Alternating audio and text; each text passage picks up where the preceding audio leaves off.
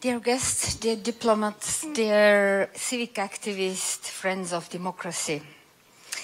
I am Mal Hellam, director of the Open Estonia Foundation, and I would like to thank you all for coming to just another debating event of the Open Estonia Foundation in this house, in European House. But before we start, I would like to express our deepest condolences on the tragedy in Kemerovo in Russia. Let us take a moment and stand up to remember all the innocent victims of this horrible fire.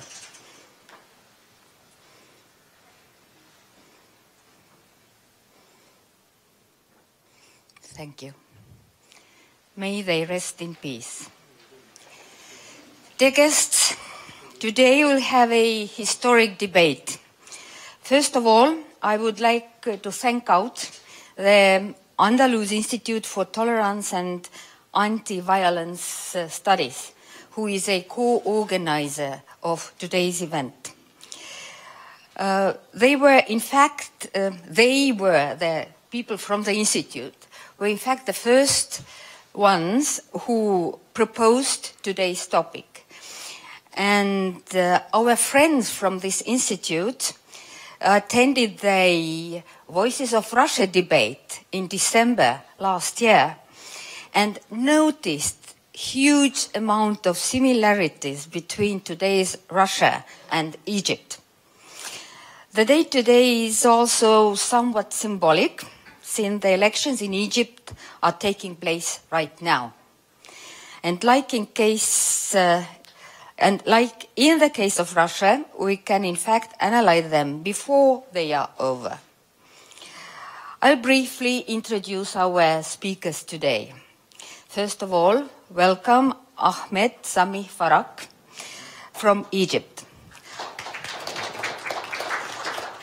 Ahmed is a civic activist, co-founder and the director of the Andalus Institute for Tolerance and Anti-Violence Studies. He is also the managing director of the Horitna radio station. It means our freedom. Good. Good name. Both the institute and the radio station are located in Egypt, where both have been prominent fighters for democratic values and national sovereignty during Arab Spring. Previously, Farak worked as a project manager at Democracy University. He has also worked as journalist and helped to start up several civic organizations. He received a university education in political science in Egypt. Our next speaker is our Art, or Artemy Troitsky. He's almost our colleague here after he's settling down in Tallinn in 2014. He's a Russian journalist, music critic, concert promoter, broadcaster, academic and critical thinker, and also civic activist.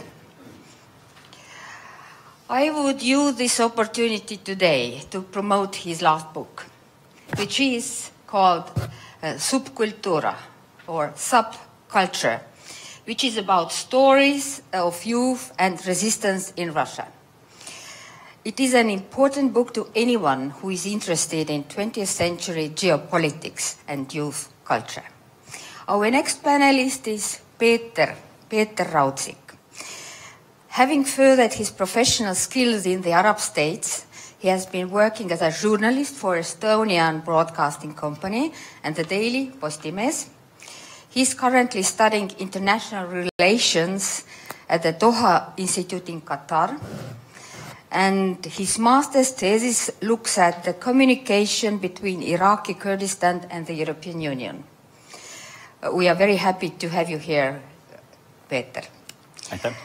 And last but not least, I would like to introduce Raivo Vare, entrepreneur and our well-known and highly respected expert in the areas of infrastructure, logistics, finance, corporate strategy, and so on. He has held such a number of executive and managerial positions that I will not spare a lot of today's time by naming all of them. Having spent most of his childhood and youth in Moscow, he knows the country and its people extremely well. He's always an honest and outspoken critic, as well as a friend and observer of civil society initiatives. Our moderator today is Evelin Kaldoja. She is chief editor of the Postimees Foreign News section, with whom we have had the pleasure to work together over many years on our joint project, New Pact for Europe. Our debate today is live streamed by Postimees and Estonian Public Broadcasting Portal. So we wish all the people here and at the screens very interesting next 2 hours. So thank you again for coming and enjoy. Thank you. Thank you. Okay, let's not waste time on introductory speeches. I'd like you to get to the essence of things. And for a start, could you maybe briefly contemplate on the issue of whether it's at all helpful to hold elections in countries like Egypt and Russia, if they are the kind of elections we see in those countries now? We can't say these are the feasts of democracy, can we? Maybe we can just start from Ahmed here. Well, good evening, everybody. Thank you for coming, and I hope this is going to be fruitful for everybody here. That was the main question, which started this initiative. Why exactly Vladimir Putin or Abdel Fattah al-Sisi needs to have elections while everybody knows they are going to be the winners? And not only this, everybody almost know that this is a prescripted election. Especially that it's cost money and time, and it doesn't change anything interiorly or internationally. Maybe the only thing this, what so-called leaders is gaining out of this prescripted elections or theoretical elections is gaining international acceptance. The main question here, why also on the other side, the international community accepting, giving them the international acceptance? That's questions. But maybe it will keep the habit of going to the polls and people will have practiced voting, like try practice. I don't know. Raivo, what do you think? Well, it's a bit tricky question because by my mind, I foresee that not very many people remember the Soviet times here around, but still some of us do. And during those times we had elections in a kind of elections as well. So it wasn't election in a sense of the word, or it wasn't actual democratic procedure at all, much less even than now. But still they were held because it was useful, because the benchmarking internationally was one way or another still made in the framework of the democratic requirements. That's it. So basically it was legitimization attempt in a sense, and it was, and now I'm moving back to the present state of affairs, it was also a kind of popular vote, at least in the sight of the powers or those in charge. Because although it was manipulated, they knew that, but still it was a kind of popular vote in their eyes, which justified in their own eyes also their position. So it is a combination of international, I don't know, rule book and psychology of the rulers. Well, I think that I don't know exactly about Egypt, but in the Russian Federation, elections have been held, I think, for one main and one supportive reason. The main reason is simply because, you know, there have to be elections according to the Russian constitution. It says that, yes, well, the president is elected once in, well, before it was 4 years, now once in 6 years, and what can you do about that? So, okay, let's have them, and, you know, like my colleague said, they remind very strongly of the Soviet elections, when, of course, the attendance was 99.8%, and all of them, or 97.5% of them, voted for the unbreakable union of the party and the people. So now it's almost exactly the same. It's the main thing. It's the moral. It's the formal thing. It's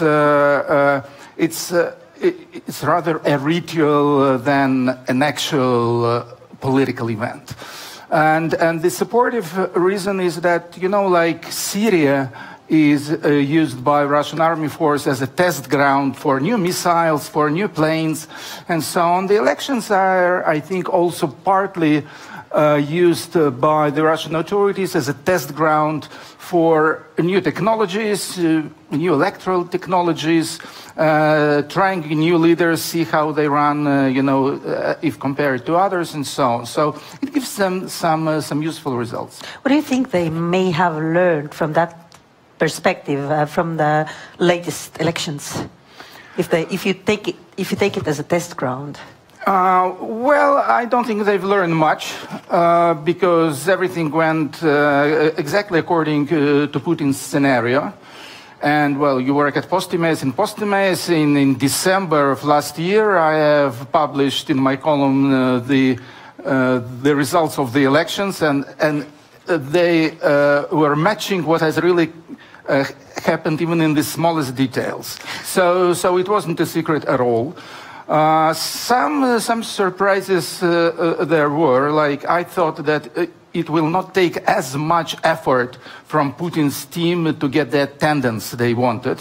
And they didn't get this attendance. They've been aiming for 70%, but they've got like 66 or so.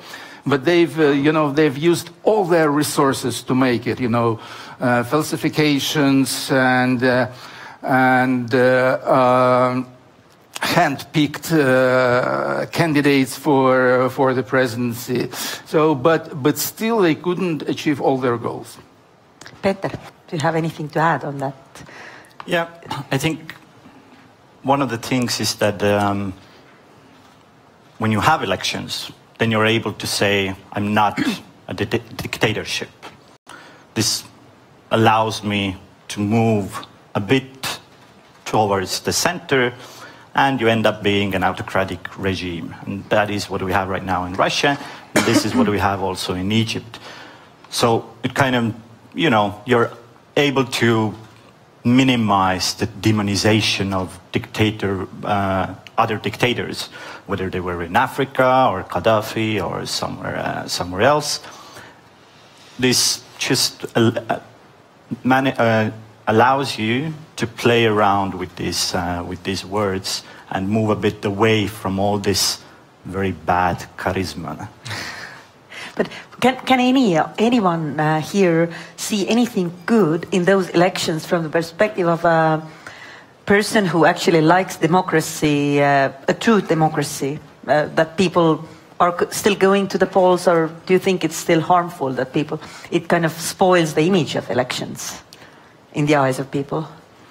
As long as you call it elections, you can discuss this issue. If you take the position that they weren't elections in the sense of the real meaning of this word, it makes sense to talk about the popular vote, and there was definitely a popular vote.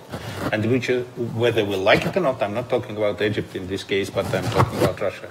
In Russian case, it was a popular vote in favor of the continuation of the present president, whether we like it or not. Although that mathematically it has been proved that about 10 million votes was actually fictional, still it makes 45 million votes, which is still pretty enough to say that there is a public support, which was the main outcome of this. So it wasn't elections, it was public vote and popular vote, which was in favor still, whether we like it or not. Well, I also think that that for the opposition there were some some useful aspects in participating in the elections. Well, of course, the main force of the opposition, Alexei Navalny, was boycotting the elections, and this was the first time ever in Russia that a massive campaign of civil disobedience have been implemented during the elections, and it looks like it worked quite well. According to mathematical calculations, no less than 7 and maybe even up to 10–11% of the voters decided to abstain from the elections and join the boycott and not vote neither for Mr. Putin but for nobody, for no one of his chosen candidates. And I think that it was an interesting experience, which could probably work in the future as well. But what about what kind of role did it play that Mr. Navalny was out, but there were still several alternatives, more alternatives than in Egypt's case, for example? Why didn't those people attract any protest votes, or why was it that way? Well, I think that it just shows that the people at the Putin's apparatus, президентский аппарат, they've been smart enough to choose the right candidates. Grigory Yavlinsky is a veteran liberal, but a spent force altogether, totally kind of not cool at all, and only popular with a few remaining Soviet dissidents from the 80s. Whereas Ksenia Sobchak, a media personality and a scandalous girl and so on, she did have the highest anti-rating of all. I mean, only 2%.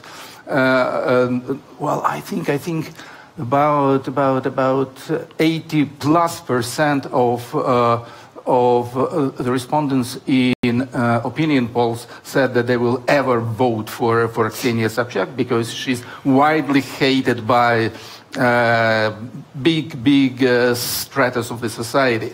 So they knew whom to pick up for the candidates. And well, of course, it's not possible now to guess how many votes would Navalny get, but I think that, again, according to various calculations and suggestions, he would get no less than 10%, okay. Which of course is far less than Mr. Putin, but still it's many times more than Sobchak and Yavlinsky put together. Just to add one element.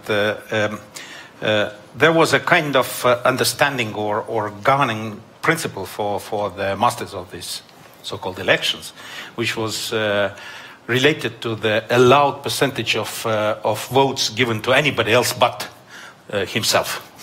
So that's exactly the case where we can also prove that there weren't elections in a sense of elections, the word, the meaning of the word itself. What happened with the communist candidate? At the very moment when this guy started to gear up a bit, he was actually played down and forcefully and very heavily.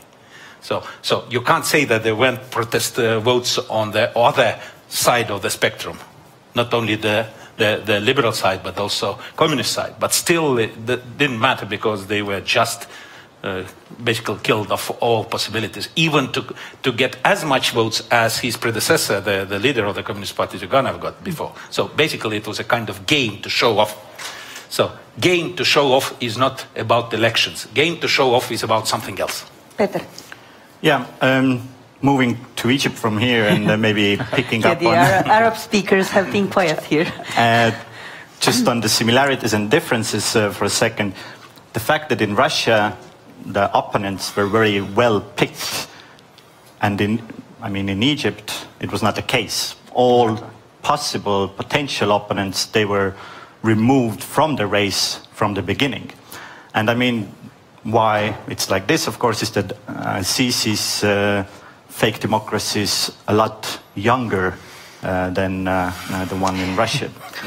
So when it comes to, and I mean, just the last point would be for now that the people who actually want change, they don't go voting. And I think this is true both in Russia and and also in Egypt, that they just abstain because they understand that voting will not bring any change. And that's why we have this struggle for trying to get a turnout that would actually, be presentable. But we have to stress that there's an opposition candidate in Egypt as well, Mr. Moussa, who appears to be the biggest fan of Mr. Sisi, as I understand. Yes. So. Actually, we have two good things out of these elections. First thing, we can see clearly that the Egyptian military connection with the presidential house they are like together, in bed, as what we say.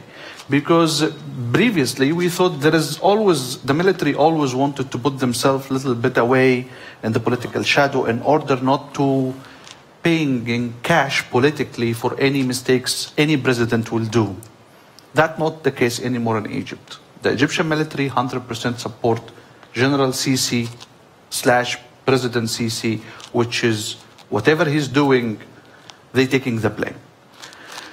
We had two main cases, two main candidates, not being picked to run the election, they're being picked to removed from the election.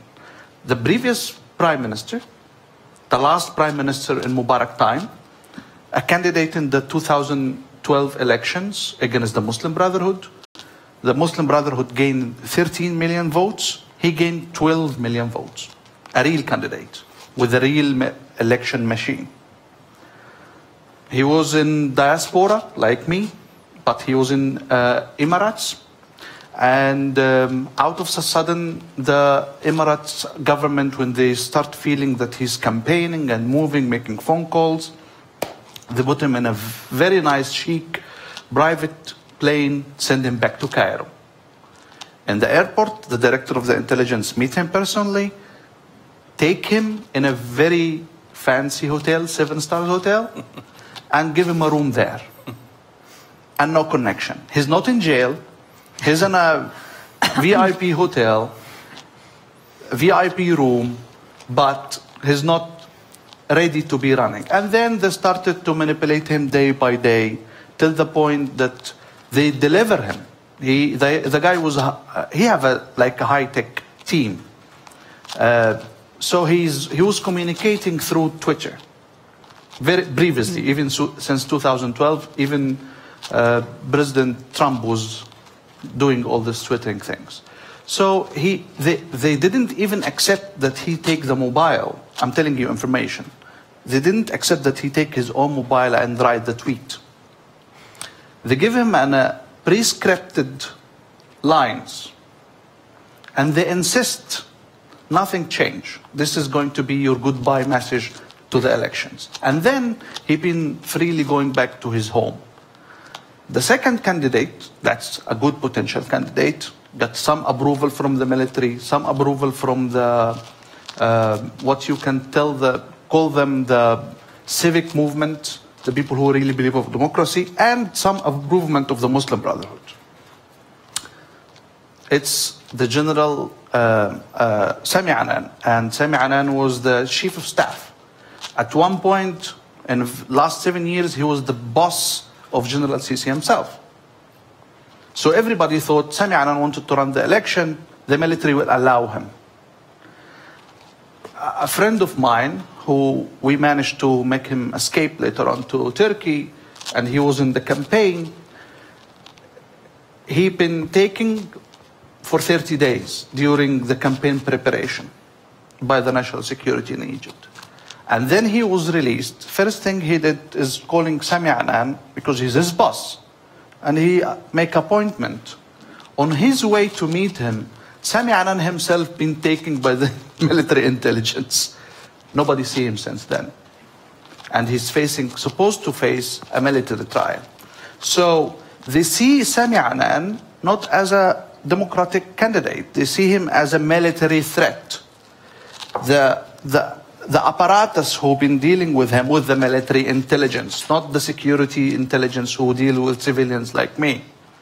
So that show us, likely, a very good, deep layer of relationship and decision-making. The military, for first time, make a TV announcement mentioning that Sami Anan, and they call him what so-called Sami Anan, is going to be neutralized legally because they think that he didn't take enough permission, written permission from the military to run to the election. To what extent can we draw comparisons between Russia, which has a dear leader with a background in security services, Egypt with a dear leader with background in military? Can we make some kind of an abstract comparison, say that these are both going along the same stream? Well, I think so. I think the parallels are obvious, and most probably the army in Egypt plays approximately the same role as the former KGB, now FSB and so on, this secret service, plays in Russia. I think it's a striking similarity. Corporate state is striking similarity, first. Secondly, striking similarity is, if you recall what Zhirinovsky did when he put his ballot. He said that we are choosing right now the governor or ruler of the world. And on top of that, the third point, when these debates took place where Putin didn't participate because he didn't want to, it was too low for him to participate in candidate debate. So in these candidate debates, several scandals occurred, but several people during those events also mentioned that, of course, we are not arguing that Putin will win, but, and then they started to say something. So look at that, and you can say that everything is very clear about the similarity in a sense. Nobody was challenging actually the chosen one. And therefore the similarity is there. Second similarity, which is a bit arguable, which I was listening right now and hearing that military is the same like security. It's not. Definitely not. Even if it plays similar roles a bit, the state which belongs to order of the sword and shield, which means Russia, of course, because of the emblem, you know which. And the state which is governed by military is not exactly the same by definition, because of the deep difference of nature of these orders. I call order, like Teutonic order, whatever order, it's an order. So it's a different practice, it's a different mindset, for sure. And believe me, I a bit have an understanding of this difference. And therefore, I think that it should not be compared in a sense of similarity like the same mechanism or apparatus is in place. Not at all. Similarity is about the principles, about the principles of choice as such, and maybe staging this, but not in the nature of the governance itself. And of course, countries are different. Although Egypt is a big country, Russia is a much vaster country. It also puts a lot of differences in place automatically. Look, for example, what has happened with Yakutia. Typical bureaucratic game, and Yakutian governor is now under fire because he couldn't provide sufficient attendance. And also the votes were not exactly like they should be. So most likely he will be soon removed. But the trick is that he was governor far away somewhere, responsible for arranging things in line. In Egypt, probably it was a bit different. To add to this, also popular support. It's a bit controversial, but as it was said, whether even if there would be real candidates, Putin would still win. Yeah, very likely. Same in Egypt. Back in 2013, when the military coup took place, so al-Sisi first, he came in as a general, taking over the power from the Muslim Brotherhood, beginning to suppress them. I was there. I was there in Cairo. I was in the city. And the next day after the coup, July the 3rd or 6th, you could already see Sisi's posters and photos in the city, in a corner somewhere, on a wall there. And this was nothing organized by the military or by the state apparatus. These were genuine people seeing that this coup was the right thing to do, and they were showing their support. And I mean, we can argue how many there were, but tens of millions for sure. So in both cases, in Russia and also in Egypt, for a very long time, there has been popular support for these rulers. What is interesting, of course, is that this support over time is fading away a little bit. And now when it comes to these elections, it's interesting to see how both countries, both Russia and Egypt, are dealing with public opinion polls. So in Russia, Levada Center was closed, their polling was closed for the elections. What do you think what happened in Egypt? The Basrira Center for conducting polls, already in late 2016, they stopped. You know, they were polling the popularity of Sisi. They started to come down from some 85, then it was 79. When it reached 63, the polls stopped. No comment, nothing. But there's no polls. You can't follow up where did it go. So we don't know, actually. So we can see that both regimes or governments are dealing also, or they're sensing the fact that their popular support, even though it's there, it's fading away. And now they're trying to hide it for now, even during these elections. So a very clear similarity. I think the role model is produced in Moscow, and the modification happens in Egypt. But why we are doing this here? Because when my colleagues came to the previous event about how the elections are happening, the level of similarity is copying and paste. Then the first country President Sisi visited after he became a president is Russia.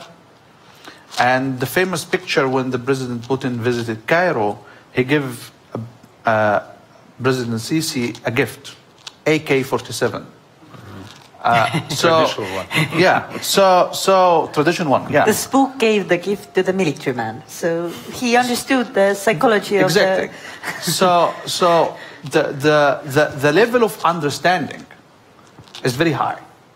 The same techniques Russia been dealing with civil society NGOs is exactly the same techniques Egypt is dealing with NGOs like me, or like my organization and other organizations. So I think both of them also, the concept of conspiracy, international conspiracy because we are great and beautiful and the best people in the world, is copy and paste. The concept of owning, buying all kind of media outlet and make them your own speaker. Exactly the same. So now I'm looking more to what's going on in Russia, maybe to understand what's going on soon in Cairo. Okay. But how should we take it as the outer world? For example, the same elections. Should we send the observers just to document that there are nice balloons that pop up next to the cameras when there's the counting time, or the amusing pictures of people being stuck or at least almost stuck in the big boxes with their upper bodies inside because they wanted to stuff the ballot box? Should we send observers there? Should our politicians go there to observe the feast of democracy? Well, I think it all depends on whether the observers are brave and outspoken and objective or not. I mean, the case with Russian elections right now is that there were some official observers from PASE, it's the Parliamentary Assembly of the European Council. Very few of them, but they have issued a rather objective report of the elections, although very little has been heard in Russia about that. But the Russian authorities, they have also invited some of their Western friends, some lawyers from America, ultra-right politicians from Germany, some adventurers from Italy, or whatever, who of course said that the elections have been absolutely perfect, absolutely democratic, and they've been quoted endlessly in the Russian pro-Putin media. I think that still it is good to have objective witness and witness coming from abroad to the elections. Of course, they kind of help to legitimize these elections, but still, if the output is objective and negative, then I think it's worth it. What about Egypt? Or Rado, I would say that actually there is a kind of dual attitude towards this question. One is, yes, what Artemi already said. Another angle is that there is a common belief in the Western society that having eye on developments, you can somehow first avoid the worst developments. Secondly, you can also witness some improvement, eventual improvement, which is probably not the case in particular countries maybe right now, but general assumption is like that. And therefore, you have to witness it somehow anyway. Third, anyway, these 300 guys will do their job by definition. You can't help it. They have done it before. They've done it in Crimean referenda case. They have done it all the time and will continue with it. So you can't fight it in a sense. The problem is that to have first-hand inside look is always good. So I would say that yes, more I would pro participation than against it. Although that there is an element of legitimization, like you mentioned it in your question. My answer is yes and no. If you are sending people for 10 days, they have no background, don't speak the language, they will be very easily put it in a big plastic transparent bag and moved around like any aquarium. They will be the aquarium. They are not going to see the whole thing. Everything previously can be staged. Yes, if it's going to be long-term observation, at least 3-4 months. The people knows the neighborhood, they're building a connection with the people who live there. They really knows who's who, where is the security guy and who's the oppositions, and how much he's a real opposition and how much he is a transparent person can reveal information. So short missions, when it's come to time, is just decoration.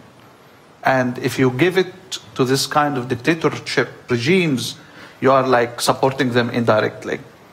If it's real, deep, then long time, then it's going to mean something. Even starting to pick up the basic information.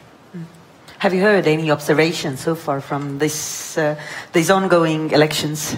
I consider myself a lucky guy. I am accredited election monitor with the African Union, and I've been in different missions in Africa. So I built a very good connection with the African Union teams, and we also been together in Algeria receiving training together. So usually the African Union will pick the people who speak English and Arabic, which is basically my friends. The problem that the African Union is not going to allow any observer, some of them are parliamentarian in them countries, to speak out. The whole game is based on that you see what you see, you tell the director of the mission, then the director of the mission will see what's the point. Usually the director of the mission will never do anything. This is why the African Union election monitoring is not that strong element when it's come to election observation. The good thing, and this is why I'm considering myself myself lucky, that a lot of these guys is deployed in Egypt streets, send me pictures to my videos, to my website and my Facebook page, and then I'm taking this and give it to my team, and we keep receiving. So the social media is basically doing alternative observations. They will never say publicly what they've been seeing, but privately they say everything. and they can see immediately, I mean, yesterday, for example, everybody's asking how much people is going to participate. That's a good question when it's come to the Russian case.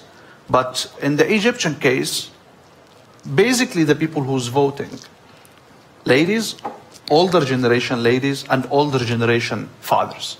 The people who think that keeping military in the power, people who came from Nasser era, post-Soviet Union time, who've been seeing that this is the only solution, who guarantee a level of security of life for 20, 30 years. Stability. Stability. Essentially, stability. Yeah. So people who think military in the government means stability is the people who vote, which is mean that stability is not going to happen, because if the shit hit the fan, the people who go to the streets is the younger people who 100% against this election, not voting. And then the international community, EU, United States says, Sisi is creating stability in Egypt. But you see, the same similarity is here about the stability. Stability was if there was a slogan for Putin, there was a slogan of stability. Stability and protection. Sounds like very familiar. So basically there is a similarity. The logic of behavior of the authorities of both type of countries, but the same type of governance, is the same. It's promise of stability, firmness, and security. Typical. And on top of that, Russia has this besieged fortress issue on top of that, which is partly security, partly defense against the rest of the world. So, and it's long-standing history behind this stance. So this is the point. Yeah. And also the contingent of voters is pretty much the same. It's also elderly people. Well, here in Estonia, they gave 95% of the vote to Putin. It's much more than in Russia. And I've seen the crowd, and there weren't any people younger than 60. No. Well, Peter, you wanted to add something? Yeah, as well? it's just, I mean, the stability, this is definitely there, and this is the core of these elections, if we can put it that way. But also, I mean, the question is, how you're going to sustain this stability. And right now, the economic growth or the economic factors and the fact that Russia is not broke and Egypt is not broke, even though the economic situation is pretty bad, we can see moderate, slight improvements in economic terms in both countries, I guess. So that makes it sustainable for now. Whether it's going to last more than 2 years, in the case of Egypt, 3 years, that's another question, and the answer there is probably no. One thing I wanted to follow up on, Raimo mentioned that the Russians feel that they are besieged, that they are under attack by the West or everybody around them. And you previously said that the Egyptians think that they are the best and most beautiful people in the world. Obviously. Do you sense similar kind of suspicion that others outside are trying to attack Egypt? Or is there internal enemy like Islamists or... Using the concept of patriotism, I'm very patriotic, and because I'm Egyptian, is essential when you're fighting Islamists, ideologically, because the Islamists have the way to solutions for everything. You are Muslim, you have solution for everything, which is a lot of people in the Middle East is buying it. So you need some kind of ideology or concept or idea fighting this idea. So using nationalism is very useful. The problem that when you're saying we are very good and our country is great, we're building a really powerful stuff, but the average citizen goes second day using the same corrupted transportation system, using the same almost non-existing health system, and his salary is not doing very well, and the level of corruption is very high to the point that it's everywhere. That's bring a contradiction. My main, to be honest, I was against the Islamists in 2013. I remember I left Tallinn here, I get a bicycle helmet with me back to Cairo because it's not existing in that time. I was afraid during the demonstration they would throw rocks, so I need something to cover my head. So, I'm honest. But the thing is, when we've been fighting the Islamists, we wanted to create a real democracy, like the one existing in Europe. What the military is doing right now is to collapsing everything, or them, or the deep extremist Islamist. There is nothing in the middle. I mean, even the Muslim Brotherhood, who's the people who can, you put them with them, you can sit down on the table and talk politics. Everybody's in jail. So, if the situation is going to be very bad, it's going to be very, very easy to this kind of militant Islamist, extreme militant extremist groups to take it over. Basically, because they have the techniques of building the social networks, helping the people in the time of crisis. They are brilliant of doing this. Secondly, they can implement some kind of rules. And believe me, at some point, average people you will never thought, the most liberal people you will know, in the time of the crisis, they are really looking for some kind of a rule. Then they will pick the Islamists immediately. Yeah, I mean, it's something that people have been asking, of course, is the fact that why you didn't have the same results of the Arab Spring in Egypt as you had in some other countries, such as Syria or Yemen. So the question is why the situation in Egypt, having clashes, having a lot of people mobilized, having a very strong Islamist presence, I mean, all the ingredients were there for a disaster, for a war. In Egypt, nothing happened. I mean, and that's a question, and there are many answers. Some are saying Egyptians don't like to kill other Egyptians. Fair enough. That's nice. So it's the secular patriotism or nationalism. I mean, no, I mean, that's not my opinion. This is something my friends are, some of them are saying. Yeah. But I mean, the fact that Pan-Arabism really took place there, the fact that Egypt is, as they say in Arabic, Dunya, the mother of the world. This sense is very strongly there, so you can avoid, based on this, you can actually avoid some civil conflicts. So this is, I think it's important to understand that in the case of Egypt, the militant Islamists, and we have them there right now in Sinai, we have them, you know, on the borders with Libya and so on and so forth. They're there, but they're not really managing to gain popular support. They can use force and they can go around in this vast deserts. So this is there, but they don't get popular support. And even if the situation gets worse, and it's been worse in the past 5 years several times, they really haven't got their thing going.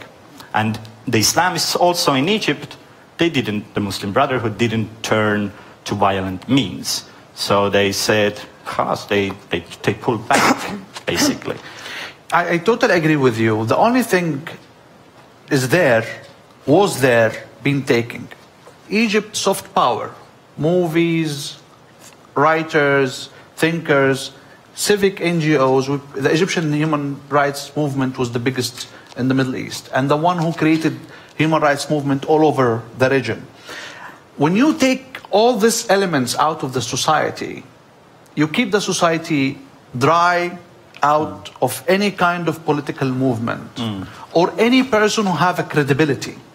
I remember in Tahrir Square, when you see a figure writer coming to the square, talking to younger young people, he managed to add a valuable point of view and managing in a 10 minutes time to take this anger out and use it in the direction of democracy. This is not existing anymore.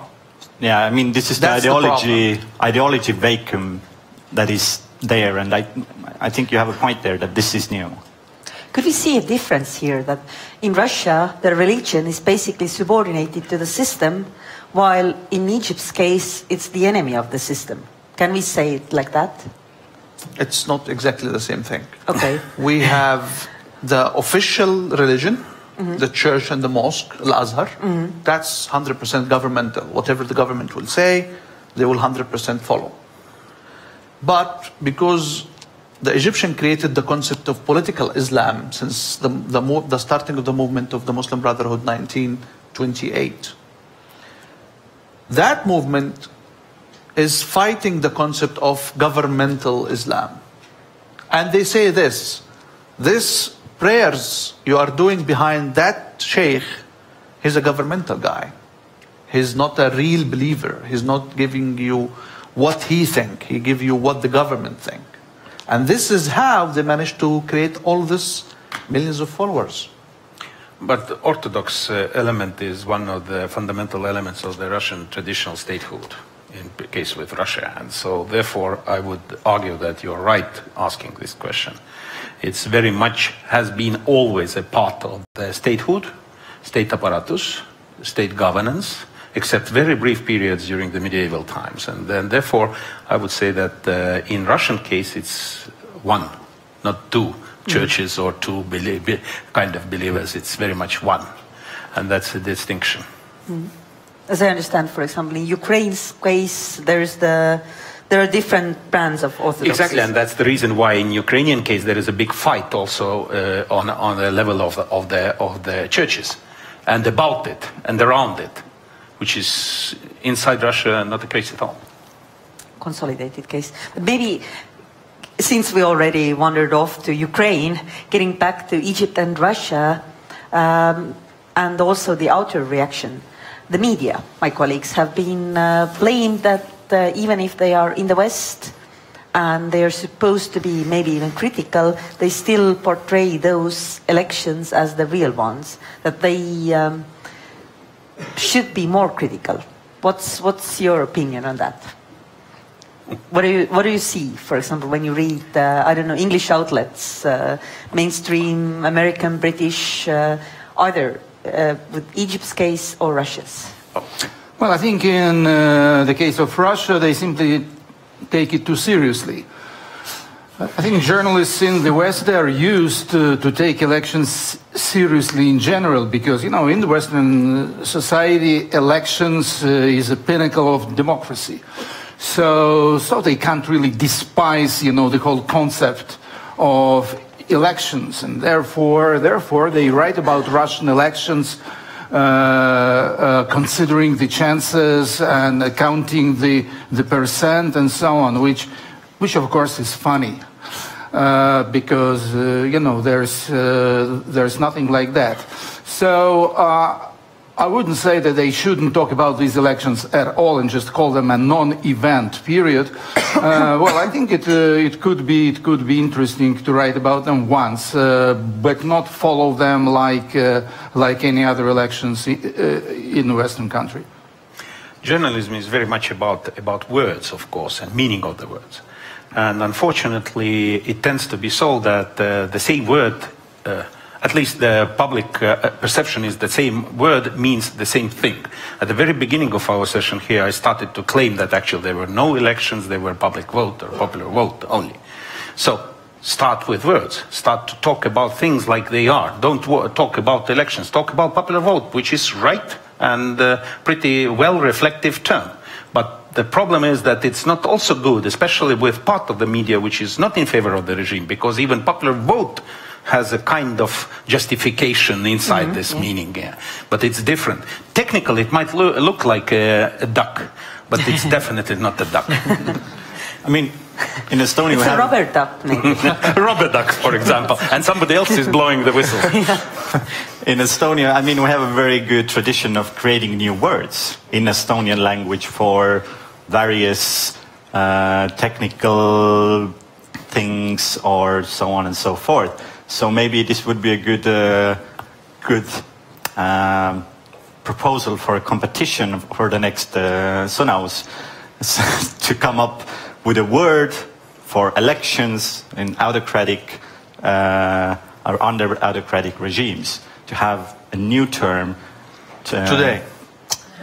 You're suggesting something? No, have you something in mind? I don't have the word yet, but I think I have a proposal for to people at the Eestikeele Institute. So something new comes up. So maybe Open Estonia Foundation could take it up to find the vocabulary for election-like events and democracy-like things. Putin's sism, maybe? Well, in Russian, it's simply it's put by democratic journalist as "не выборы" in one word. Non-elections. Oh, it's nice. Ahmed, what do you think of that? Have you followed the international press about Egypt? Yeah. What do you think of the coverage so far? I think it's very important because two aspects.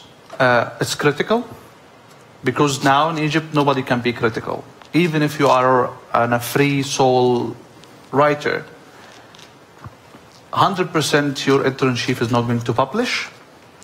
And if he's published, 100% you get a phone call or an invitation for a coffee, or you spend 1 week in some kind of prison. In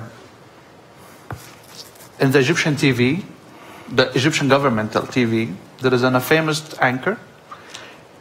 10 days ago, before the elections, he was just saying that the police system, pension system, is not enough for the police people. And he received complaints from ex-police people, families, who complain about that the pension is not enough because the price is getting high. That's it. He spent 4 days in the police stations. 4 days. Makes you think? It makes you think before you voice somebody's complaint next time. But back to the international media, it's very important because it's tell what's the reality is going on internationally.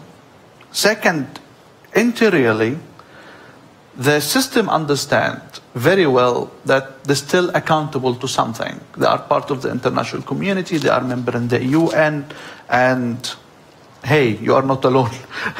You are not living alone. Also, it's very important because it's give the average Egyptian who can read different languages, and there is million of Egyptians who can read different languages. Our educational system is good enough, so everybody's have some level of English. It's very important because it shows that the picture you're seeing on TV, that the state is trying to implement over the Egyptian understanding, it's not true. The world is not so happy about President Sisi. And people in Tallinn, for example, they don't have pictures for him in their own houses. So that image is very important to break quickly the image that, hey, we are a great nation, we are going to be more greater, especially with that leader. But what about the national press? If we exclude the outright propaganda outlets, like the equivalents of RT, it goes without saying that they still self-censor, even if they try to be fair and honest journalists. To what extent can they be, in either Russia or Egypt, honest and open? And what kind of bad things can they report about the state? You mean the local journalists? Yes, local journalists, like Russian journalists in Russia. Judging by what Ahmed has just said, here the situation in Russia is somewhat better than in Egypt, because we have a rather small but noisy media sector in the Russian Federation, which is called the liberal media, the fifth column media, whatever. I would simply call them the independent media. which are very outspoken and very critical of the political situation in Russia. Of course, you know, you can always call it a ghetto because, you know, it's a small group of, there's one a newspaper, one radio station, one TV channel, one weekly, you know, there's very few of them, and of course they are surrounded by a whole ocean of governmental media and also private media, which are fully manipulated by the president apparatus. But still, they do exist, and of course, they're always under pressure. Of course, they also have to compromise. I mean, even for them, some taboos are existing. Like, you know, there's a conspiracy in Russia that no one can say anything about the private life of Mr. Putin. I mean, this is an absolute taboo. You better write about secret missiles, but not about who Mr. Putin is sleeping with. I think that the coverage of the elections from this kind of media has been pretty honest and objective. And well, I'm very proud of my colleagues back in Russia. But of course, the huge majority of the media, you know, they are just impossible to read because, you know, it's 100% lies. I mean, it's even the non-propaganda, even the ones that are not openly propaganda media. But it is propaganda. Well, they're all propaganda. I mean, you know, propaganda has many faces. Yeah. Yeah, but reading is a problem, but watching is even worse, speaking frankly. And having this long-time experience, I would say that it is absolutely astonishing. Which yes, level the TV is by far the worst. But you still try from time to time. Yeah, but just for the necessity, but not for the love or interest very much anymore. It's unbearable emotionally, because the level of all the misinformation, let's put it mildly, is something which is exceeding just, I don't know, whatever limits. And the other thing which I think is good from the media point of view, maybe to add, is that even having very few selected channels for that communication, it's good to have them for at least a part of the population, and also bring up some irregularities or direct violations of what happened technically during this process, which is called elections, which is better to name somehow else, yeah, differently. But anyway, for example, the very same mathematical model which has been used two consequent elections now, actually three, taking the parliamentary also, to prove the case that there are irregularities which are obviously related to the techniques of faking things. These are actually coming up in local media, in Russian media. And first, I mean the calculations of Mr. Shpilkin. Yeah. So this is something which is good to have, at least something to have. It's much better, and for the local people, it's also very important, because if it would be said by any mathematician from abroad, it's wrong by definition, just because of this emotional background and traditions and whatever understanding. But when it's said by your own esteemed person, then it's different. So to open the channel is good by definition. Therefore, media should deal with it, both international and internal, as much as it's possible for the latter. With Egypt, there was quite recently made public a case with a journalist, correspondent of London Times, Beltrou, who had been living in Cairo for 7 years. 7 years. She had been covering things for the British newspaper, and all of a sudden she was deported. She was actually deported in February already, but the thing was made public only now, because she was hoping that she can get back to Egypt and start and keep on covering things from Egypt. And she had been caught in a relatively innocent interview with a guy who had lost his relative on a refugee boat, or migrant boat rather. And somebody in the cafe had made a complaint, and the police just took her to the station somewhere and kept her, and then just took took her to the airport and made her buy the ticket to London. And she was never allowed to go back. And with that case, it seems that Times wasn't making it public, although it was gravely unjust. Which means that even the foreign journalists, correspondents in either Moscow or, I don't know about Moscow, but in Cairo, they probably actually self-censor quite heavily. I think so. I think the main message from this case and other previous cases, there is no immunity. Everybody is under threat, direct threat. And when the Egyptian journalists will see this specific case for a lady with holding a British passport and being dragging to the streets undercover with the undercover police, and then they take her to the police station, interrogating her, and in the end offer her one of two options: or military trial or go back to your country. What would you choose? Because with military trial, you can explain what happens when you go under the military trial. The military, it's a military trial, it's like in the field. Like there is no appeal. There is a level of appealing, but there is no point because usually there is a prescripted enroll will come out after everything, and the only thing you are going to do is exactly like this election. I will act like I'm your lawyer. You will act like the prosecutor. He will act like the general will act. He's the judge. But everything is well known that you will take at least 3 to 5 years. So for her, military trial was not. If I was in her shoes, I would take the military trial.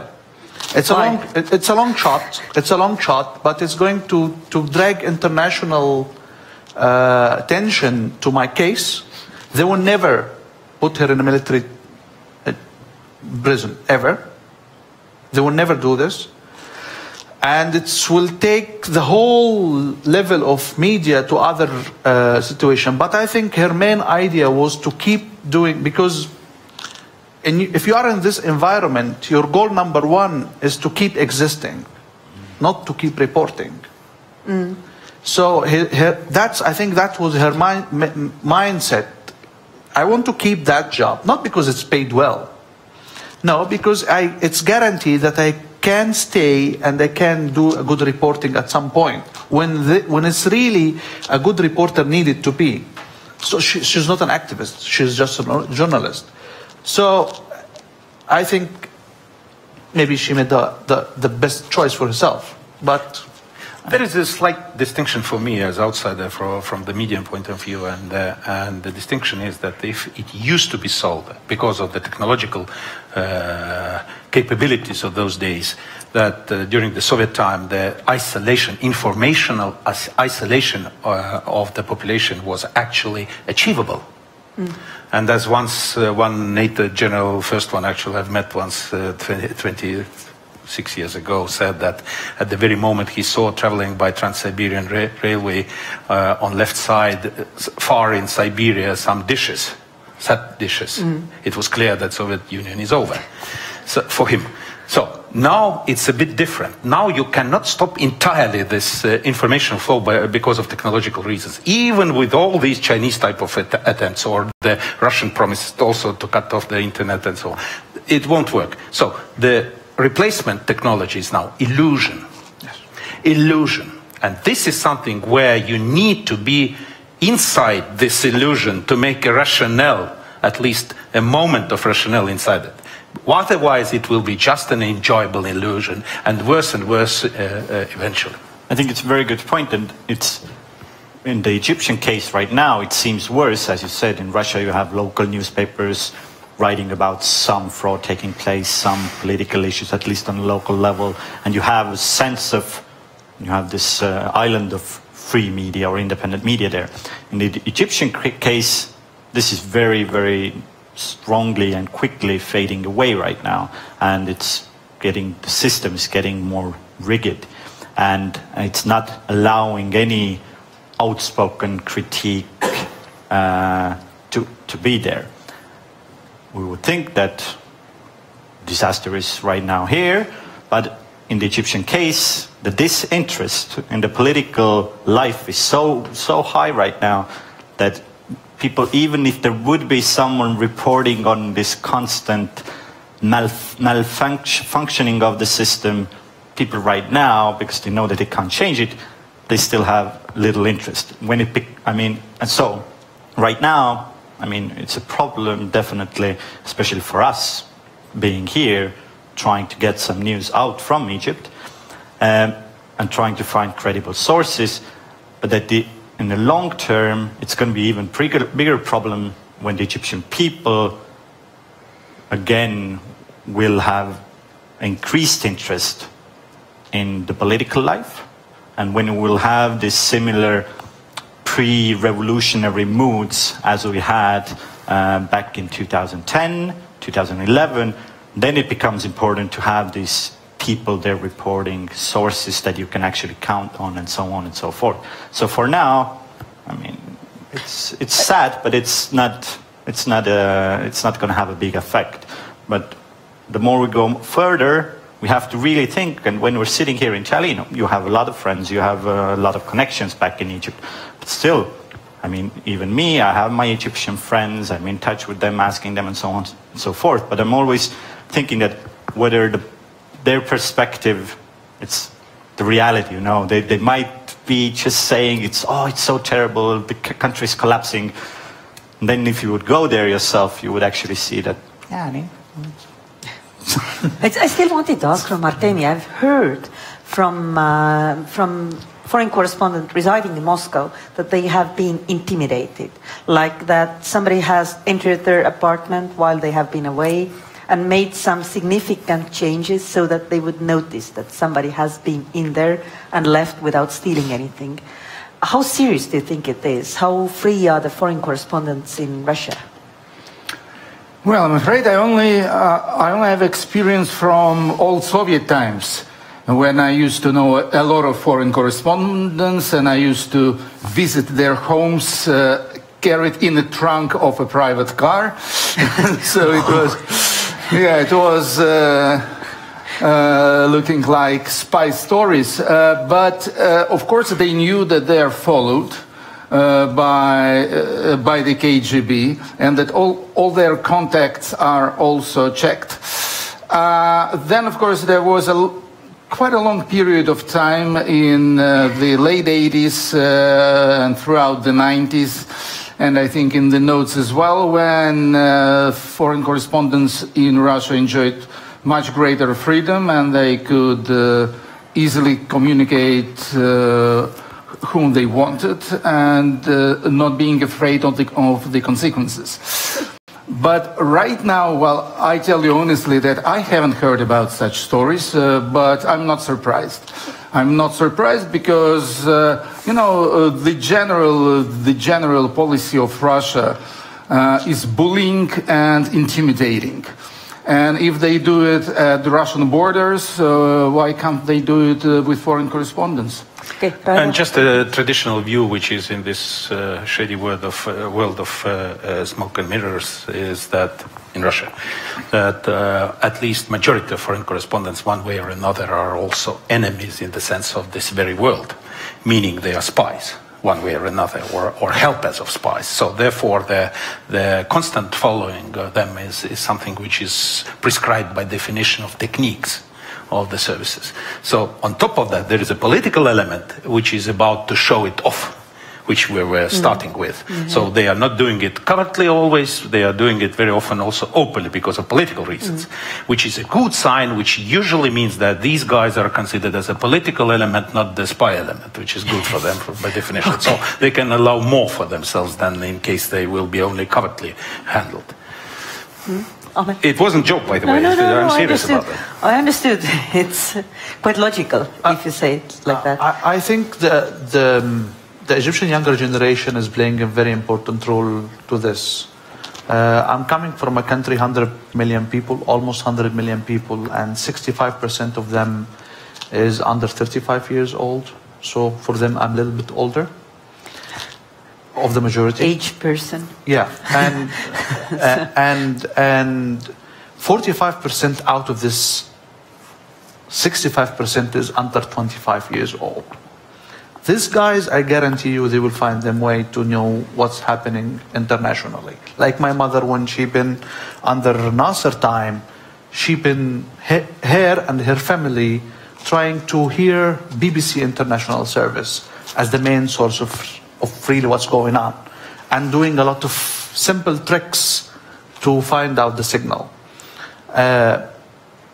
The main problem when they come to the Egyptian free media, that a lot of us don't have money, so we use the internet as a achievable tool to deliver the message, but in the same time need quite less budget in order to continue the work.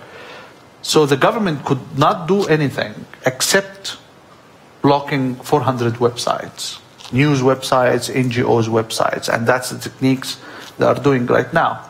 Of course, it's like Tom and Jerry. Every day, that's everyday business. They will have ideas, we have some other ideas, and everybody try to implement them on or achieve them on goal. It's ongoing process, and thank God the cat never wins. But that's only cartoon. Maybe to avoid a situation where I, as a journalist, keep on asking about media, we have some other people in the room, some people called the audience. Maybe you also have a question. I see one, two. Let's try to compare two very different things. The Arab Spring in Egypt and Bolotnaya in Russia. In Russia, the spirit of Bolotnaya is almost dead. There is no readiness to go out on the street to demand the change of politics and so on. Is the spirit of Arab Spring dead in Egypt also? Very good question. Go ahead. Yeah, this is something that has been also polled quite a lot, and polled recent years. Right now, because of the political climate in general in the region, with the changes taking place in Saudi Arabia, with the crisis with Qatar, with the ongoing wars and so on, conducting polls has become even more complicated than it was before. But before that, there was a poll, and a credible one, carried out in, I think, 8, 9 Arab countries. And the dynamic there was that the question was, is my country, is your country ready for democracy? And then the people in countries, so the lowest rating was in Tunisia. And the country that is supposed to be the poster child of the Arab Spring, they were saying, we're not ready. Then there was a bunch of countries, such as Egypt, Jordan, Morocco, and so on and so forth, saying, we're probably not ready. So, the country that said that their country is ready for democracy, the highest number of people, you want to guess? Saudi Arabia. And this. It doesn't mean that people in Saudi Arabia, they would actually go on streets and start demanding democracy, but they see that they are ready. If Mohammed bin Salman would right now say, he's right now. He's right now. Then the people would actually, they have a sincere understanding or belief that we're ready. Maybe they don't know what's democracy. And that's the thing. So the countries that have actually been practicing with certain elements of democracy, the people there have a very low expectations right now. And they themselves consider and say that we're not ready. And the countries that have had no experience with democracy at all, they are thinking that, we can do it. So this is the mood. But in general, I would say the energy that you had there before Arab Spring, and that actually, enabled Arab Spring, this is not there right now. So we shouldn't be, even after these mock elections, you know, and the situation being as it is, you won't see near term any big revolutionary movements as during the Arab Spring. That's my sense right now. Well, using the mathematical way of understanding things, I see other things differently. In the last 7 years, the only people who carried a constructive road to achieve democracy and being a country like other countries we would like to be is the people who have been supporting the concept of democracy in this Arab Spring and the January 25th. That's was real till the point that even the military could not eliminate this concept. That political agenda is the only political agenda in the region carrying hope, which is a very limited element in this, for these people in these nations. So everybody else using the stick, using the carrot in Saudi Arabia, but nobody is carrying hope. Nobody have a constructive way to do things. And thank God, we've been honest. We never told the people that, hey, it's just a journey of 5 years. Relax, sit your heel, relax, enjoy your time. No, we've been very honest. I remember 2011, I was doing a seminar, of course not that developed environment, but deep in Aswan. 500 family people. If anybody of you see them, you will get scared. Okay? And we've been telling them it's 10 to 15 years. Nothing tomorrow. It's very simple. Let's look to the Central and East Europe. It's take time to be a developed country. The most important that you wanted to do it or not.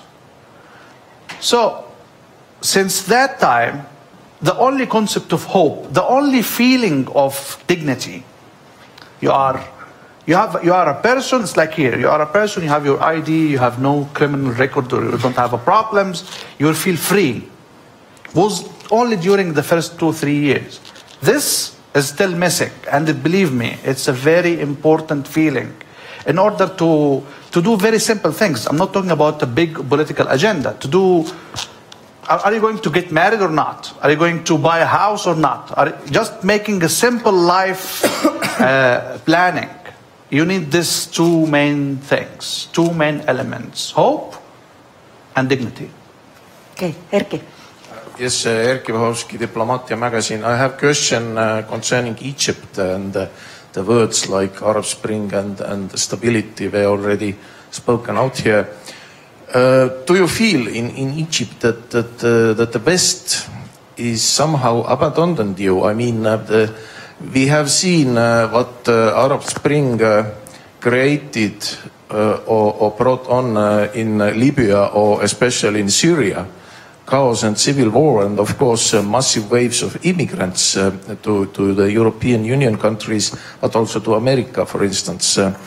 And it, do you think that it created a situation when the Western countries are not very eager to support democratic opposition in Egypt because of the fear that the immigrants, if there is a civil war, if something would happen, they simply would go to Europe, again, like it happened in case of Syria? Very valid question. The real logic behind it is your concerns. And I'm telling you, it's time buying. The immigrant will come if the Egyptian collapse, if the Egyptian government system collapse through your way of making pavement for democracy. And if you are not participating, you don't care, and the system failed, because by statistics, it's semi-failure state. By all kinds of statistics. Education, health, government, corruption, go on. There is a lot of statistics about this situation. So, the question here, are you going to not touch, not also support a semi-failure state maybe in 5 years they will collapse and more immigrants will come, or let us make it stop here. We need to talk. We need to see democracy in order not to bringing immigrant to come in 5 years. That's the people in the north, if I'm talking from Cairo, decision. And for politicians, usually they are not taking, because elections is 4 years, so they don't care. So they don't think strategically for 5 years. But if you wanted to make a European security strategy for the next 10 years, you have to put in your consideration democracy is very essential for your security. Not keeping the status quo is the best way for your security. That's, for me, it's a very obvious picture. That's it. Okay, Sven. Thank you. My name is Sven Sakko. I come from ICDS, International Center for Defense and Security. Now, after this, whatever we call it, a rubber duck selection process is over, in Europe and North America, there was a lot of fuss about which leader congratulated Putin and with which words, and what was in the briefing notes and talking points and so forth. What would be your advice, and I'm asking that from the whole of the panel, what would be or should be an approach, a Western approach, to this kind of sham elections, in terms of, you still need to have relations with that country.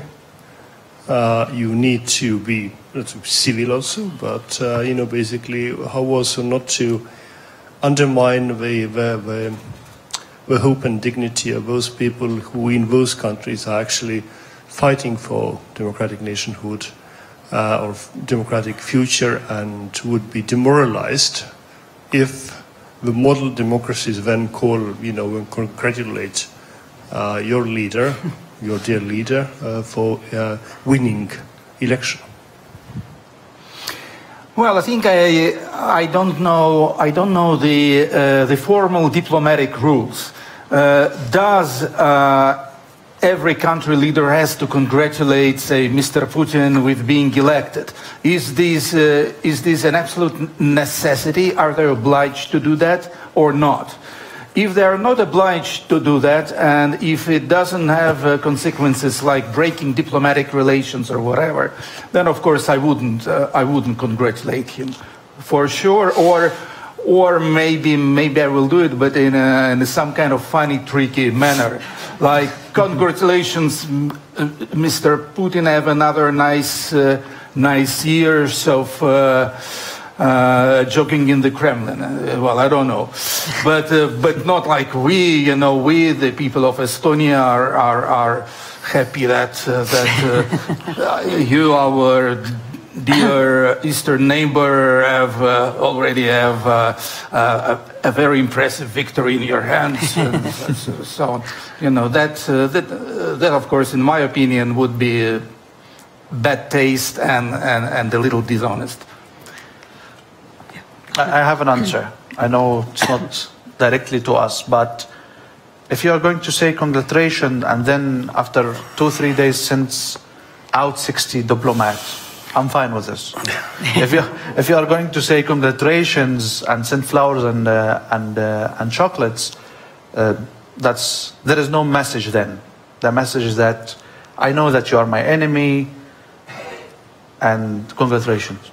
I don't see the point. So, bottom line for me also is that actually it's about diplomacy, and it's about the rationale behind the diplomacy. And we know that in diplomacy you often have to deal with people you dislike very much.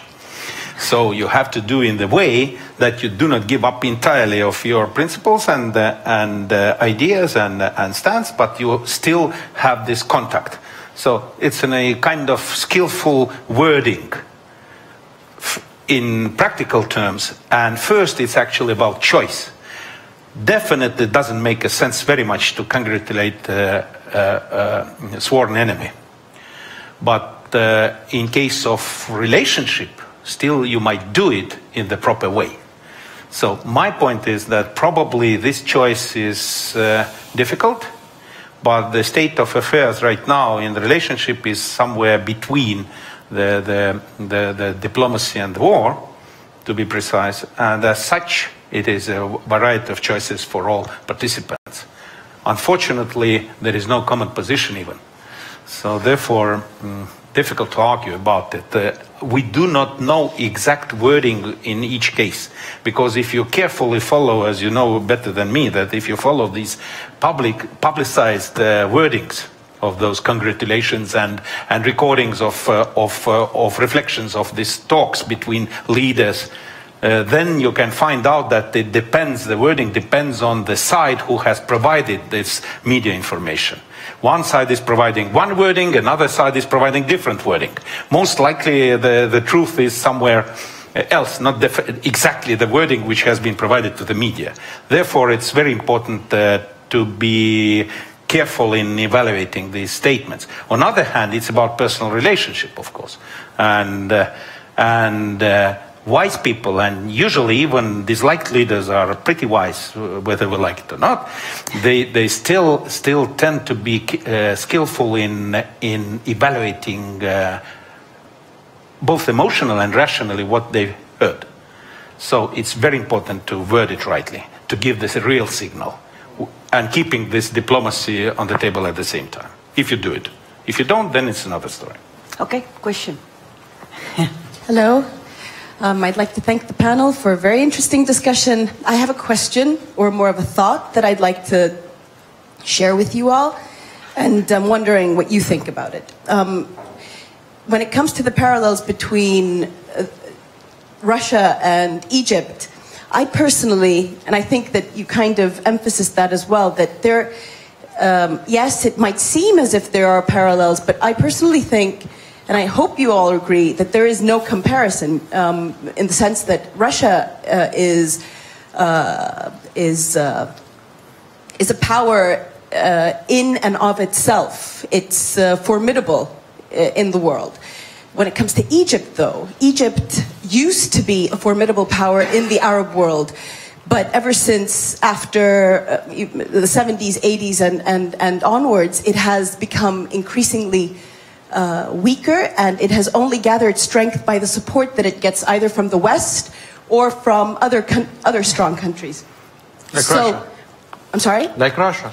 Well, Russia in itself is, I think, quite powerful. I mean, Russia I don't know who, I mean, is Russia dependent on support from other countries? Would it not exist in that sense if it were not for the support? Financially, indeed. Financially. Okay, all right. Well, my question, I think, or the thought that I had was that when it comes to Egypt, I don't see the current state surviving if it were not for very strong support from, for instance, Saudi Arabia, which, in my opinion, is the driving force behind the fact that, for instance, the collapse of the Brotherhood, because it was not in the Saudi interest to have another Sunni, for many, many other reasons. But if it were not for the support of the Saudis, do you think that Egypt could even survive? I mean, not Egypt, but Assisi specifically. Thank you. No,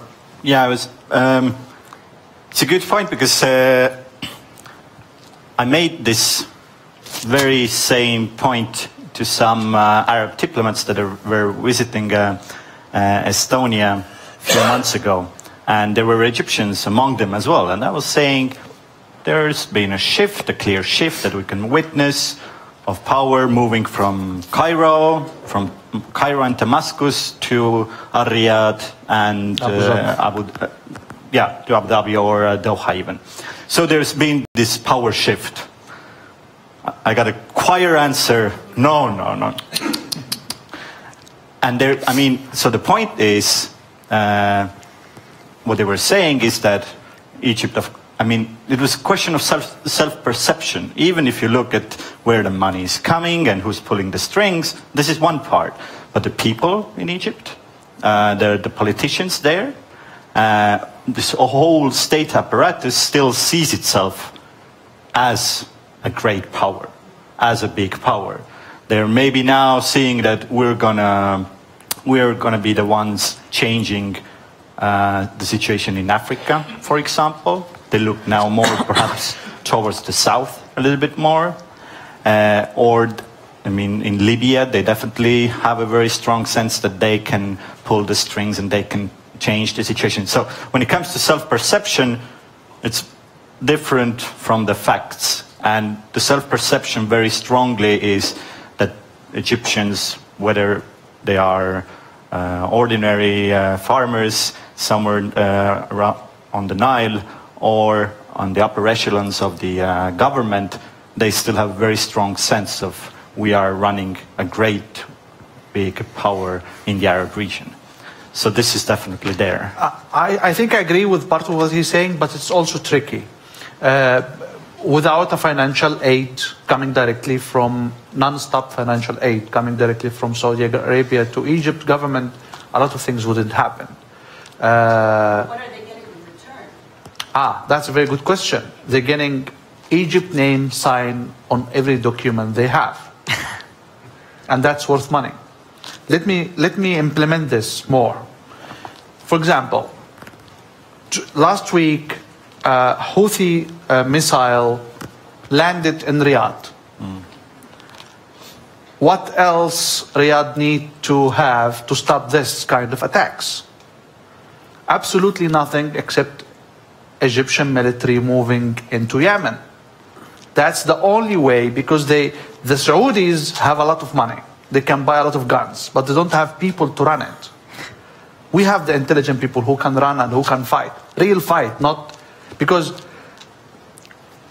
military fighting, it's skills. But behind the skills, you need a motivation.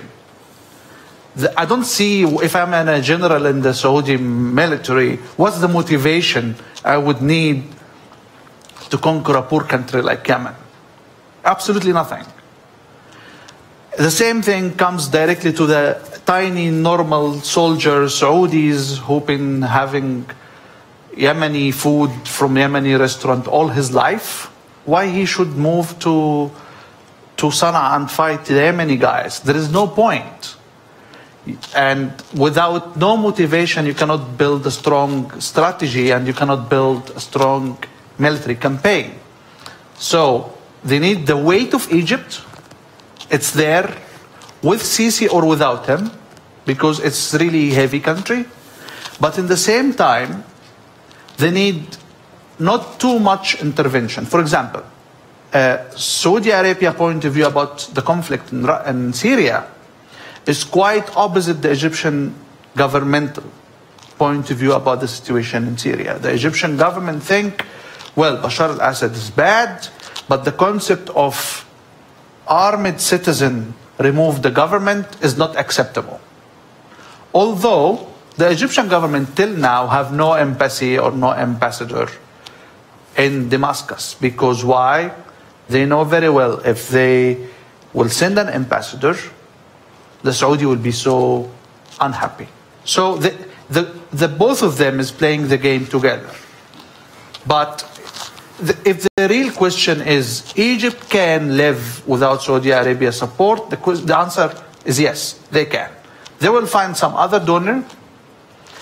The main problem of Egyptian governmental economy is the petty cash. They don't have a lot of cash to run the things. And they have a lot of things to run in cash immediately. But when it's come to wealth, it's a very wealthy country. The main problem is the management. So they are going to survive, but they're not going to die without the Saudi support. May I intervene here and bring in also Russian perspective, if I may? And the logic behind this is that, look, when Russia was in very bad shape as a country, still it didn't mean, and being very dependent on the rest of the world to help to stay as a country at all, even for a moment. Still, the self-perception, that's the point, was still that we are great, but we are suppressed by the West, led by Americans. Has anything changed? Yes, the economical background has improved substantially. They have never lived as good as now. And still the same West led by Americans are still guilty of everything. And the greatness has never vanished from the self-perception. And this is something which is fundamental, and all these other things, economical status or reality of the everyday life, doesn't change very much in that. If you don't believe me, look at India and Pakistan. In each case, they are launching another rocket, and having hundreds of millions of people living on the state of poorness, which is unimaginable even nowadays. Even now, still. Still, they are deliberately coming out to the streets, demonstrating and shouting for glory of those rockets being launched. This is something which for bigger nations, particularly because it's a bit different with smaller ones like ours, but this for bigger nations, it's always the same case. The self-perception of greatness, by all means, is the first thing to come. The rest doesn't matter, or matters in the second layer. Okay. We have a question here. Thomas Aladalu is still thinking and writing. And my question will be a little academic, because behind you is also written that Andalus Institute. And concerning today's topic of the event, it reminded me that 10 years ago I attended one conference in Antalya, Turkey, about the comparison of the political systems in Russia and Turkey, with participation of Mevlut Çavuşoğlu, current Turkish foreign minister, Mr. Margelov, Markov, and some other well-known persons. What a selection. And it was very interesting discussion, in fact, comparison of the political systems. And as much I know, this discussion is going on, as Russia are now also analyzing, comparing political events, political processes, let's say in Russia and in Latin America, let's say in Venezuela, for example.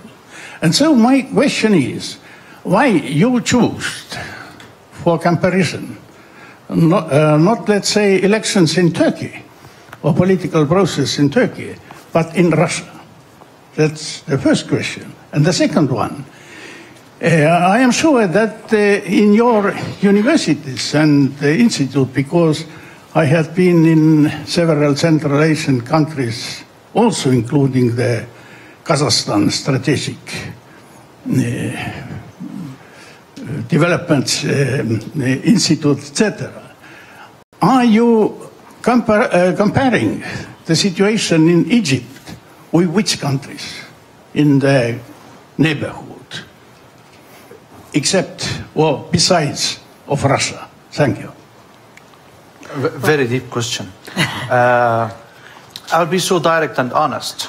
I chose the topic because of three main elements. The element number one, if I didn't pick Russia, half of the people here wouldn't come. The second element, that it's the elections happening in March here and happening in March here. The third, the similarity is really huge, to the point that if you're changing the language, you almost think this is an Arab people but more whiter skin. Do you feel like an Arab with whiter skin? Alhamdulillah. Well, I think that you have mentioned Latin America and Venezuela. Well, I always thought that that in many ways Russia is very similar to Latin America, well, in terms of populism, corruption, and much drinking and other things. I mean, I wouldn't really compare Russia to a Muslim country. Because, well, like the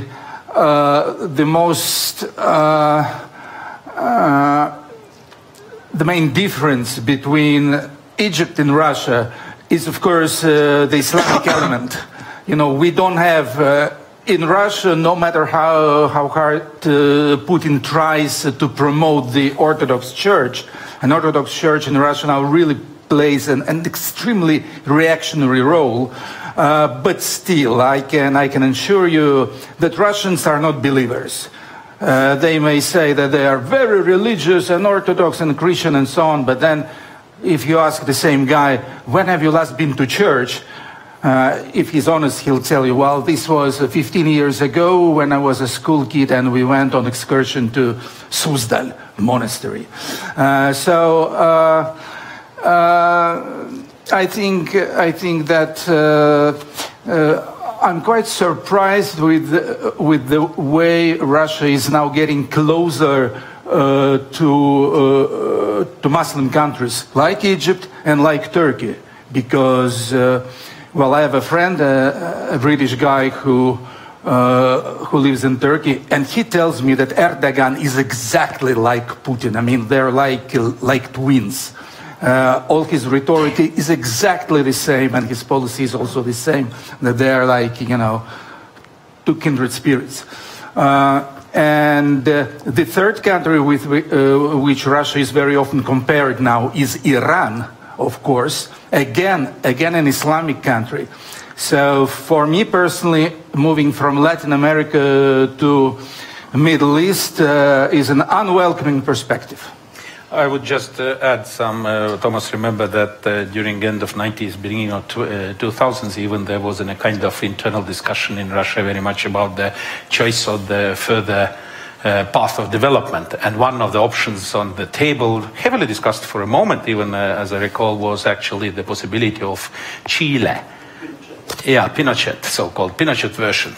So it didn't work. It didn't work, although some similarities you can spot and so on, but it didn't work. So basically, Russia has moved away from this Latin American path in a way, although some elements are there indeed, but has moved away to the so-called world island concept, which is absolutely about Eurasian stuff, and therefore it's very much about different things nowadays. And I would say that there was an idea, not so much discussed anymore because times were changed, but was the idea of moving towards the Chinese model, a kind of, at a certain point. It was also abandoned. It wouldn't work.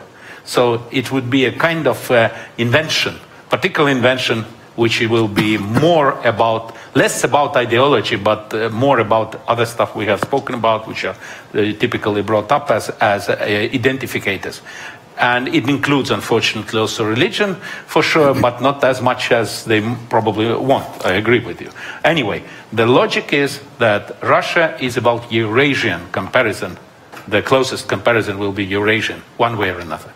And it's very much about personalities, about the order, about hierarchies, about these informal networks coming from past, but not only, about grooming new generation of technologists and integrators, like they call them now, political integrators, very funny wording, and so on. So it's a different story now. Too late to talk about Pinochetism or Chavism right now. No, China was mentioned twice. Yeah, true. They admire China, but they can't follow China. We have a question there. Yeah, it's actually a question about the future. President Putin and President Sisi, this term should be their last term. So what is the expectation for the future? And what should people do in this regard, like civic movement and political powers? So I'll take the future part and I'll leave the resistance to you. Without me, there is no future. I think near term, when it comes to Egypt, in the next 2-3 years, it's going to stagnate. We're going to see something similar that we saw in mid-2000s with Mubarak. More or less, I would assume. But definitely, Sisi will try to make a move to make sure that he can stay on power. So changing the constitution, changing the laws accordingly, that he can still stay on power. This attempt will be there because there's nothing right now really pressuring him to step down. But the role of civil movements. I also wanted to answer the question of the future. If I was in Sisi's shoes, my priority number one is going to do a huge economical development. Otherwise, you are failed. In order to make a huge development, you need a little bit openness. Everything he's been doing in the last 3 years is closing. That's not an environment for any kind of investment, for Egyptian or for non-Egyptian. So, the question... I'll just take a point. It works with tourism right now. The number of tourists are going up. You can jail as many journalists as you want. People are still going to Sharm el-Sheikh. They're still going to the hub. So, of course, you get a lot of revenue from there. Till somebody, and this somebody have to come through openness. Answer the question how that Russian plane exploded. Then terrorism is going to find this a very easy target to have. The main problem that nobody wanted, and the two parties in Russia and in Egypt wanted to answer this serious questions in opening, because the two government is very close in government. So in order to make some development, you need to bring some lights. In order to grow something, you need lights. And in these lights is the most scary things you have, because otherwise a lot of lights will attack your vampire nature, if I wanted to use the cinematic measures. So it's a big dilemma. That's number one. Number two, I don't see Sisi is the only player in the game. There is 100% strong generals in the military, real players in the game. The question about the constitution, that's the last limit between a controlled president or 100% dictator. If the military leaders who's behind the scene let Sisi playing his games, in the end of the day they are not paying the bills, allow the monster to control everything, changing the constitution, they are going to be the first people to send or to jail or to wearing the pajamas at home. That's a big question. I don't have answers, but I can at least ask the questions. For the movement, for the resistant movement, as long as there is a cat, as long as there is a mice, as long as there is Jerry, there is Tom. So the main concept, we've been so open because we are liberal, we are open, we have nothing to hide. So open for them to see us an easy target, and that should be covered in the future. What about Russia? With Egypt, we're still in the middle of this exciting electoral race. Maybe it's Mr. Musa, you don't know. He claims that he may win the race. Who knows? Maybe there is a big... But what? Well, that's 1,000,000%, 1% out of million other percent. Okay. If there is another group in the military, really hated Sisi, and they have a direct connection and control to the electoral body, changing numbers is not going to be a hard thing. Okay. And tomorrow you will find Mustafa Musa is the president of Egypt, but this is very rare to happen. We already have one guy who won the elections in the East. So what about him? What does the future hold for him? Well, logically speaking, of course, Putin has to do the same thing as Ahmed suggests. I mean, he has to take care of the economy, which is in a very bad state and deteriorating all the time. But it is absolutely clear that all economic reforms will not be possible without political reforms. And political reforms is something that Putin will never go for. Which means that if the logical way of history prevails, then what will happen is that Russia will just wallow deeper and deeper in this swamp of bad economy and political repressions. And when it will end and what will come after, I have no idea. But Russia is a country where logic very rarely works. And, you know, Russians love miracles. And miracles, they do happen. Good miracles and bad miracles. And I think that Russia is in such a desperate and chaotic state right now that, you know, we constantly have the so-called black swans, you know, flying over the country. And one of those black swans flew over it only 2 days ago in Kemerovo. And such things, you know, given the level of mismanagement, corruption, incompetency, and so on in Russia, you know, such cases, I'm afraid that they will multiply. And this can lead to anything. I don't think that it will be, you know, a lot of Russian political scientists, including even some so-called liberals, they say that when Putin goes, his successor will be even worse than Putin. It will be a full-time fascist, nationalist, whatever. I don't think so. I think the country doesn't need it at all. I think that nothing can be worse than Putin. And I think that there will be another kind of perestroika, most probably started from the top, not by street action. But it can happen more or less any time, and changes may be very sudden and very drastic, because well, I still don't believe in Russian people really supporting Putin. I mean, they may vote for him, but they will never die for him. Okay, Private, do you want to add something? Actually, just one element. I think Artem is right about this sudden events which might trigger whatever developments. But those elements are usually, taking the history of the country, they are usually coming from up, not from down side. Okay?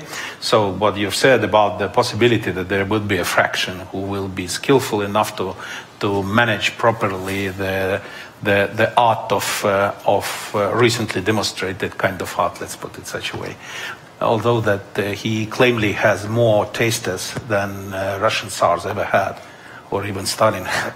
But anyway, excluding this, and excluding this black swan issue, there will be another possibility, let's say, for at least foreseeable 6 years, that nothing happens, and whomever will be chosen or not chosen as an successor, official successor, the guy won't leave the top position under whatever name he will continue, because it is a kind of balance.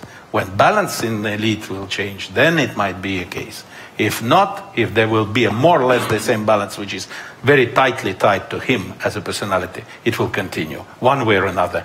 The name, the position, the official brand doesn't matter, basically. So therefore, I wrote somewhere that he will be brought out by feet first. So basically it means that he will stay as much as possible, not because he wants by all means, but he has no choice anymore either. So it's about something else we are talking about. It's not like in Egypt case, by the way.